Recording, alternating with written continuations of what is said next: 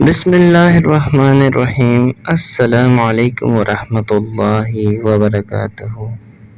علی حیدری channel کے تمام معزز ویورز کو دل کی گہرائیوں سے خوش آمدید کہتا ہوں۔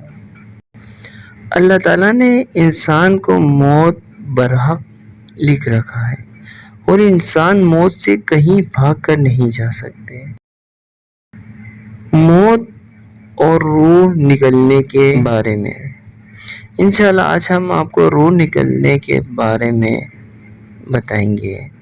جب روح نکلتی ہے تو انسان کا منہ کھل جاتا ہے، ہونٹ کسی بھی قیمت پر آپس میں چپکے ہوئے رہ نہیں سکتے۔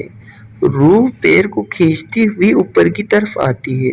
جب پھیپھڑوں اور دل تک روح کھینچ لی جاتی ہے اور انسان سانس ایک ہی طرف یعنی باہر ہی چلنے لگتی ہے، یہ وہ وقت ہوتا ہے جب چند لمحوں میں انسان اور شیطان اور فرشتے کو دنیا میں اپنے سامنے دیکھتا ہے۔ ایک طرف ابلیس کے کان میں کچھ مشورے دیتا ہے تو دوسری طرف اس کی زبان اس کے عمل کے مطابق کچھ الفاظ ادا کرنا چاہتی ہے۔ اگر انسان نیک ہو تو اس کا دماغ اس کی زبان کو کلمہ شہادت کی گواہی دیتا ہے اور ہدایت دیتا ہے۔ اگر انسان کافر ہو یا بددین، مشرک یا دنیا پرست ہوتا ہے تو اس کا دماغ کنفیوژن اور عجیب ہیبت کا شکار ہو کر شیطان کے مشورے کی پیروی کرتا ہے اور بہت ہی مشکل سے کچھ الفاظ زبان سے ادا کرنے کی بھرپور کوشش کرتا ہے۔ یہ سب اتنی تیزی سے ہوتا ہے کہ دماغ کو دنیا کے فضول باتوں کو سوچنے کا موقع ہی نہیں ملتا۔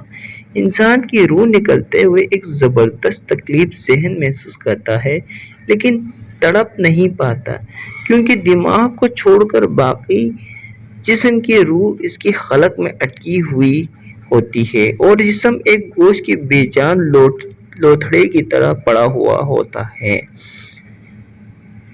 جس میں کوئی حرکت کی گنجائش نہیں رہتی۔ آخر میں دماغ کی روح بھی کھینچ لی جاتی ہے۔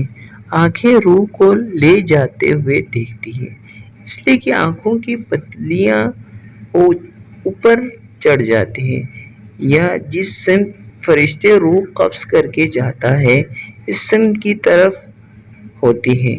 اس کے بعد انسان کی زندگی کا سفر شروع ہوتا ہے جس میں روح تکلیفوں کے تہ خانوں سے لے کر آرام کے محلات کی آہٹ محسوس کرنے لگتی ہے، جیسا کہ اس سے وعدہ کیا گیا ہے۔ جو دنیا سے گیا واپس کبھی لوٹ کر نہیں آیا، صرف اس لیے کہ اس کی روح عالم برزخ کا انتظار کر رہی ہوتی ہے جس میں اس کا ٹھکانہ دے دیا جائے گا۔